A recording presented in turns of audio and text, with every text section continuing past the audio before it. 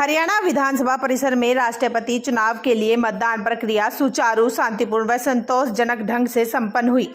मतदान में हरियाणा विधानसभा के 88 विधायकों ने अपने मत का प्रयोग किया। राष्ट्रपति चुनाव के लिए नियुक्त सहायक रिटर्निंग अधिकारी राजेंद्र कुमार नादल ने बताया कि चुनाव ऑब्जर्वर डॉक्टर चंद्रशेखर कुमार की देखरेख में चुनाव प्रक्रिया प्रातः 10 बजे समय पर शुरू हुई और शाम 5 बजे तक चली। प्रातः स्ट्रांग रूम खोलने के बाद चुनावी सामग्री को पोलिंग स्टेशन पर लाया जाएगा। इसके बाद सभी विधायकों ने अपने मत का प्रयोग किया। विधायक कुलदीप बिश्नोई व नैना चौटाला ने अपने मत का प्रयोग यहां नहीं किया। कुलदीप बिश्नोई ने दिल्ली संसद भवन में वोट डाला और नैना चौटाला ने विदेश में। चुनाव संपन्न होने के बाद मत पेटी को विधानसभा में बनाए गए स्ट्रांग रूम में पूरी सुरक्षा के बीच रखवाया गया। आज राष्ट्रपति चुनाव के लिए देश भर में मतदान हो रहा है। हरियाणा की विधानसभा में भी मतदान केंद्र जो है वहाँ वोटिंग हो रही है। अभी तक आप वोट डाल कर आ रहे हैं, कैसी स्थिति है, कितने वोट डाले जा चुके हैं? मित्रों, जैसा हम सबको मालूम है कि आज पूरे देश भर में सभी प्रदेशों के विधानसभाओं में और साथ ही केंद्रीय स्तर पर लोकसभा और राज्यसभा उन सब स्थानों पर मतदान हो रहा है।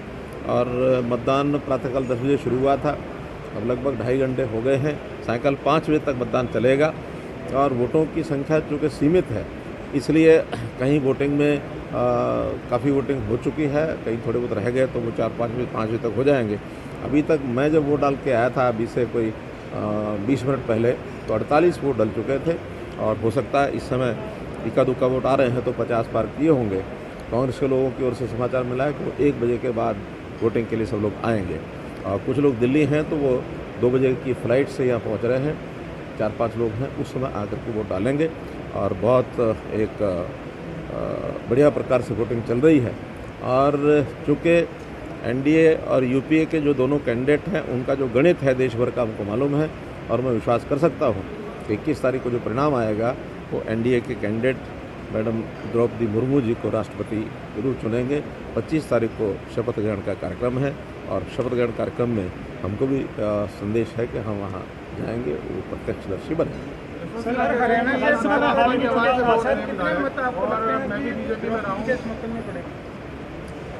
देखिए, मैं तो अपने प्रदेश की विधानसभा के बारे में बता सकता हूँ कि जैसे पिछली बार हमको अनपेक्षित वोट हमारी संख्या से अधिक मिल गए थे, इसी प्रकार से इस बार फिर मैं अपेक्षा करता हूं कि हमारी अपनी संख्या से भी अधिक वोट हमको मिलेंगे, ऐसा मेरी ऐसी अपेक्षा है और मैं इस पर विश्वास करके चल रहा हूँ। एक सवाल है सर, एक अलग सवाल है। जनसंख्या नियंत्रण कानून को लेकर एक चर्चा छिड़ी है। राष्ट्रपति पद के लिए सर जो उम्मीदवार बनाया गया है, आप जगदीप धनखड़ जी जो राज्यपाल थे पश्चिम बंगाल के, उनके उम्मीदवार बनाए जाने पर आप क्या कहेंगे सर? किस तरीके से एनडीए के उम्मीदवार राष्ट्रपति पद के? देखिए, चाहे राष्ट्रपति पद के लिए उम्मीदवार की घोषणा की गई हो और चाहे उपराष्ट्रपति के लिए, मैं समझता हूँ हमारे केंद्रीय नेतृत्व ने बहुत सोच समझ करके और बहुत प्रकार के यानी समीकरणों को ध्यान में रखते हुए और अच्छे पढ़े लिखे लोगों को और इस काम में लाए हैं। जहाँ तक उपराष्ट्रपति का विषय है, श्री जगदीप धनखड़ जी राजस्थान के रहने वाले हैं और बहुत उच्च कोटि के वकील रहे हैं, सुप्रीम कोर्ट में लगातार केसेस को करते रहे हैं। कभी कभी तो हमने भी जब वो वकील वकालत करते थे तो हरियाणा के कई इश्यूज़ में उनको हमने एंगेज किया था। बाद में वो गवर्नर जो वेस्ट बंगाल बने और उस समय भी उन्होंने एक अच्छी भूमिका निभाई है। उनके चयन से निश्चित रूप से हमारे उत्तर भारत के क्षेत्र के अंदर एक अच्छा संदेश गया। वोट कर रहे हैं आज, यहाँ वोट नहीं डाल रहे, क्या उम्मीद कर रहे हैं राज्यसभा की तरह एनडीए के पाले नहीं आएंगे? मैंने बताया कि मैं पूरा आश्वस्त हूँ कि जितने वोट हमको अपनी संख्या जो हमारे पास पहले से है उससे ज़्यादा वोट हमको मिलेंगे, ऐसा सुनिश्चित।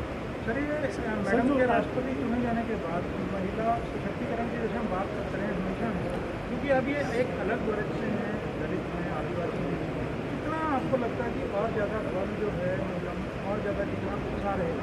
देखिए, राष्ट्रपति का जो मुख्य काम होता है वो संवैधानिक व्यवस्थाओं को देश में यानी ठीक प्रकार से उसका पालन हो, ये मुख्य काम होता है। ये ठीक है कि महिला होने के नाते, जनजाति होने के नाते उन वर्गों में एक उत्साह जरूर जाता है कि एक प्रतिनिधित्व जो है महिला को दिया गया है। केवल अभी तक इससे पहले एक महिला राष्ट्रपति बनी है अपने इतने बड़े लंबे इतिहास के अंदर, यानी आज़ादी के बाद अब ये दूसरी महिला है जो बनी है। और जहाँ तक जनजाति का सवाल है, जनजाति में तो पहली है उम्मीदवार हैं राष्ट्रपति की, इसलिए स्वाभाविक है एक मनुष्य स्वभाव रहता है कि जो आदमी स्वयं के साथ जोड़ करके उसका गौरव अनुभव करता है, वो चाहे महिलाएं हो चाहे अनुसूचित जनजाति के वर्ग के लोग हों, उनमें एक स्वाभाविक खुशी जाएगी। सर, ये तो सभी के सामने है कि एनडीए के पास जो मेजॉरिटी है, वो संख्या जो जरूरी है, वो संख्या बस सिर्फ मेजॉरिटी से भी ज़्यादा ही है, लेकिन फिर भी कई राज्यों में कांग्रेस अपने एमएलए को इधर उधर भेज रही है। गोवा की बात करें या कुछ और राज्यों की भी बात करें। देखिए, वो राज्यसभा का जहाँ तक चुनाव था उस समय तो ये ज़्यादा चीज़ें देखने को मिली थी, लेकिन अब प्रेसिडेंट के चुनाव में कम से कम हरियाणा की कोई ऐसी स्थिति नहीं है। सब लोग अपनी अपनी जगह पर अपने घरों में हैं, और रात्रि को भी हम लोगों ने जो हमारे जितने भी विधायक हैं हमारे गठबंधन के नाते जुड़े हुए हैं, सबका अभ्यास हुआ है। कांग्रेस के लोग भी इस समय इकट्ठे हैं, इसलिए यहाँ कोई कठिनाई कोई समस्या नहीं है। अपने दल भी समर्थन में आए हैं। अपने मन के हिसाब से सब दलों को जो अपील किया जाता है, तो अपने मन के अपने कॉन्शियस के हिसाब से सब वोट डालते हैं। और मुझे लगता है कि एनडीए की प्रत्याशी जिस प्रकार की हमारी हैं मैडम द्रौपदी मुर्मू, उनका व्यक्तित्व वो सबको भारा है और सबको लग रहा है कि अच्छा चयन है, तो स्वाभाविक है वोट जो उनको ज़्यादा मिलेंगे। धन्यवाद। एक सवाल है सर, योगी जी ने, मोहन भागवत जी ने जो मेरा कहना है कि आज राष्ट्रपति उपराष्ट्रपति का चुनाव, उसके बाद मिलेंगे, फिर मिलेंगे। मुख्यमंत्री की एक टिप्पणी सिमरनजीत सिंह मान ने बयान दिया, हरियाणा में दिया था, भगत सिंह को लेकर दिया था, आपको लेकर भी दिया था, हरियाणा को लेकर भी दिया था, कैसे देखते हैं? देखिए, सिमरनजीत सिंह मान का कोई करैक्टर आज का ऐसा है, ये उभर करके आया ऐसा नहीं है। ये पहले से ही इस प्रकार के हैं। पहले भी तो आखिर एक बार लोकसभा के चुनाव जब जीत के आए थे, तो उन्होंने इसी बात को लेकर के और शपथ नहीं ली थी, रिज़ाइन कर दिया था। अभी भी उन्होंने वही बात दोहराई है। इसलिए ये एक प्रकार का हमारे संवैधानिक जो पद्धति परंपरा है उसको न मानना, यानी चैलेंज करना है, ये जो है कभी भी देश बर्दाश्त नहीं करेगा। अगर उनको शपथ लेनी होगी ठीक ढंग से लेंगे, नहीं लेनी होगी तो अपने आप उसका परिणाम निकलेगा। जो बयान दिया है भगत सिंह और बताया जिस तरीके से कोई कानूनी कार्रवाई बनती है, इसी में से उनकी ओछी मानसिकता पता लगती है कि किस प्रकार की सोच के व्यक्ति हैं। एक प्रकार के अलगाववादी बातों को आगे बढ़ाने के लिए कोई भी व्यक्ति इस प्रकार का काम करेगा तो उसका संज्ञान निश्चित लिया जाएगा। नंबर उनके साथ नहीं है, लेकिन आपको लगा अंतरात्मा की बात वो व्यक्ति करे जो एक घंटे पे रहे तो बेटर। आज के दिन सोनू को लेकर देगा माइक यार। प्रथम पद पर ऐसे व्यक्ति को हम लेके जा रहे हैं जिनने स्कूल टीचर से लेकर परिवार खोने की कठिनाइयाँ, और फिर एमएलए से मंत्री और गवर्नरशिप से लेकर अब राष्ट्रपति तक का सफ़र वो करेंगे। मैं ये मानता हूँ उनसे बढ़िया उम्मीद तो कोई नहीं। एक आखिरी सवाल था, जिस तरह से द्रौपदी मुर्मू को 60% से ज़्यादा वोट्स मिल रहे हैं, लगभग उनकी जीत रहे हैं, लेकिन फिर भी कई राज्यों में कांग्रेस जो है वो अपने एमएलए को चुनवाती कर रही है, क्योंकि बहुत सारे विपक्षी दल ऐसे लोग हैं जो आज कैंडिडेटर के तौर पर ये चाहते हैं कि वो मुर्मू जी को वोट डले उनका, पर घबराहट कई पार्टीज के अंदर। वो तो अंतरात्मा की बात जैसे यशवंत सिन्हा जी कह रहे हैं, मुझे लगता है उनसे ज़्यादा कांग्रेस ही सुनने का काम है। ठीक है सर, थैंक यू। एनआई का ऊपर करो। हाँ, वही नहीं। मैं अपने लिए सौभाग्य समझता हूँ कि देश की पहली महिला ऊपर ना रखना यार, माइक नीचे कर लो, बहुत ऊपर लगा है। और जिसका जीवन ग्रामीण अभाव थोड़ा नीचे कर लो और न्यूज़ 18 नीचे कर लो थोड़ा। आदिवासी परिवारों से निकल करके जो राष्ट्रपति भवन में उनका आना होगा, ये हमारे लोकतंत्र की खूबी को दिखाता है। और इससे जो है लोकतंत्र की ताकत दिखाई देती है। जो हमारे नेतृत्व ने फैसला किया ये कि आदिवासी महिला जिसका जीवन संघर्ष से भरा हुआ था, उसको राष्ट्रपति पद के उम्मीदवार के रूप में बनाया गया। मुझे उम्मीद है पार्टी लाइन से ऊपर उठ करके सभी आत्मा के आवाज़ पर सभी पार्टियों के लोग भारी बहुमत से मतदान करते हुए उनको जिताएंगे। ये क्या संदेश है जिस तरह से आदिवासी महिला को दलित को जिस तरीके से जो वो उठा पड़ा, सर माइक नीचे क्या मानते हैं थोड़े कि इसमें भी विपक्ष जो है वो जो एनडीए का उम्मीदवार है उसको वोट कर सकते हैं? आपको ऐसी संभावनाएं लगती है? राज्यसभा का तो हरियाणा में विपरीत परिस्थिति थी, कांग्रेस के पास ज़्यादा वोट थे, लेकिन कांग्रेस के कुछ भाइयों ने या बहनों ने अपने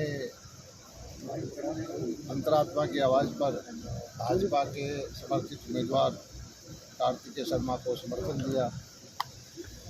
इस वक्त के चुनाव में लगभग सारे देश में जो अंकगणित है वो लोग अगणित है।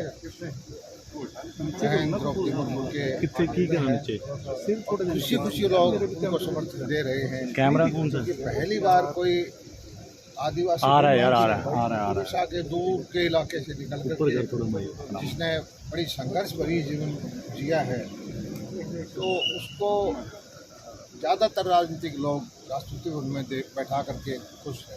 सर, एनडीए ने उपराष्ट्रपति के लिए जो है वो जगदीप धनखड़ को उम्मीदवार बनाया है उपराष्ट्रपति के चुनाव पद के लिए, तो क्या कहेंगे सर इस उम्मीदवारी पर आप?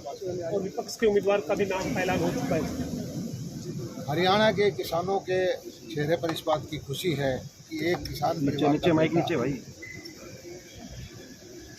पहली बार जो है इस पद पर पहुंच रहा है।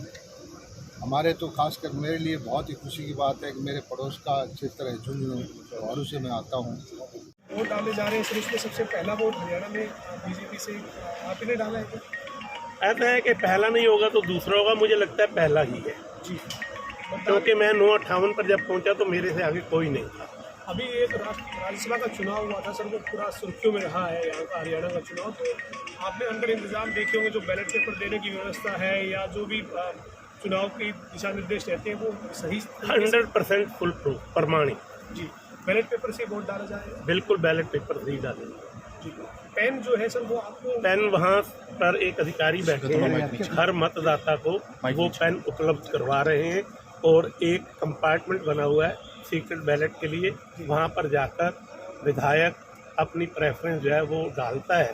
पेन वापस करने के पश्चात जो बैलेट बॉक्स रखा हुआ है वहाँ आकर वो अपना होगा।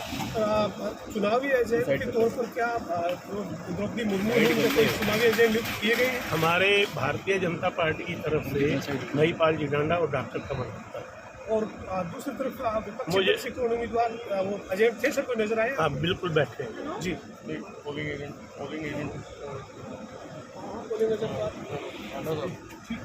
धन्यवाद। को लेकर क्या कहेंगे?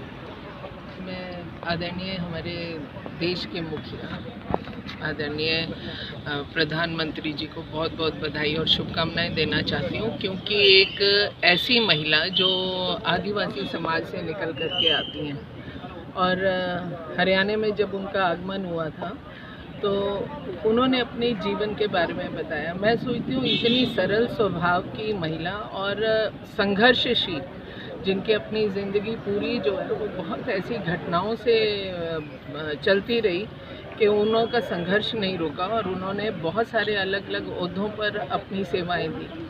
एक शिक्षिका से जिनका जीवन सफ़र शुरू हुआ और आज भारत के सर्वोच्च पद पर वो जा कर के उसे शोभायमान करने वाली हैं। तो एक ऐसी महिला का चयन करने के लिए मैं अपने प्रधानमंत्री आदरणीय मोदी जी को बहुत बहुत बधाई देना चाहती हूँ। राष्ट्रपति की प्रत्याशी जो कुछ समय बाद डिक्लेयर हो जाएंगी कि राष्ट्रपति बन चुकी हैं, उनको बहुत बहुत शुभकामनाएं देना। हरियाणा के 20,000 से ज़्यादा वैल्यू वोट है, लगता है आपको सबसे ज़्यादा वैल्यू वोट मिलेंगे यहाँ से?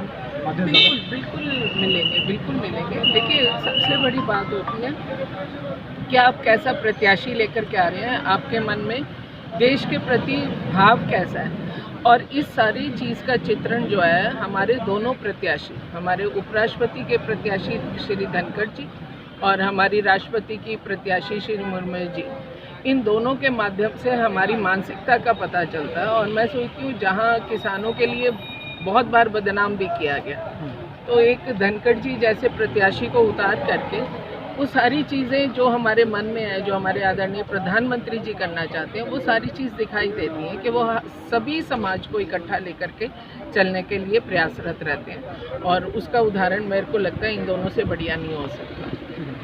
राष्ट्रपति चुनाव के लिए मतदान हो रहा है, मतदान की प्रक्रिया क्या ऊपर आप वोट डाल के आ चुके, शुरू हो गई ठीक ठाक से?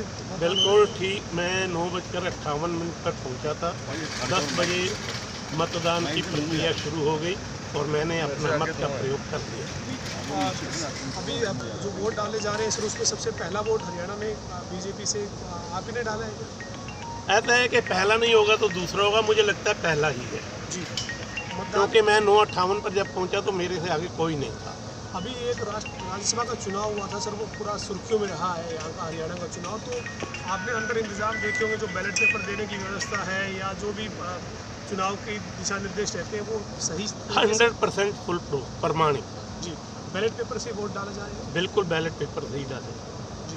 पेन जो है सर वो आपको? पेन वहाँ पर एक अधिकारी बैठे हैं, हर मतदाता को वो पेन उपलब्ध करवा रहे हैं और एक कंपार्टमेंट बना हुआ है सीक्रेट बैलेट के लिए, वहाँ पर जाकर विधायक अपनी प्रेफरेंस जो है वो डालता है। पेन वापस करने के पश्चात जो बैलेट बॉक्स रखा हुआ है वहाँ आकर वो अपना वोट डालता है। चुनावी एजेंट के तौर पर क्या जो द्रौपदी मुर्मू है उनके कोई चुनावी एजेंट नियुक्त किए गए हैं? हमारे भारतीय जनता पार्टी की तरफ से महिपाल जी डांडा और डॉक्टर कमल गुप्ता जी। और दूसरी तरफ विपक्षी दल से कौन उम्मीदवार, वो एजेंट थे सर, कोई नजर आए? हाँ बिल्कुल बैठे हैं जी। Polling agent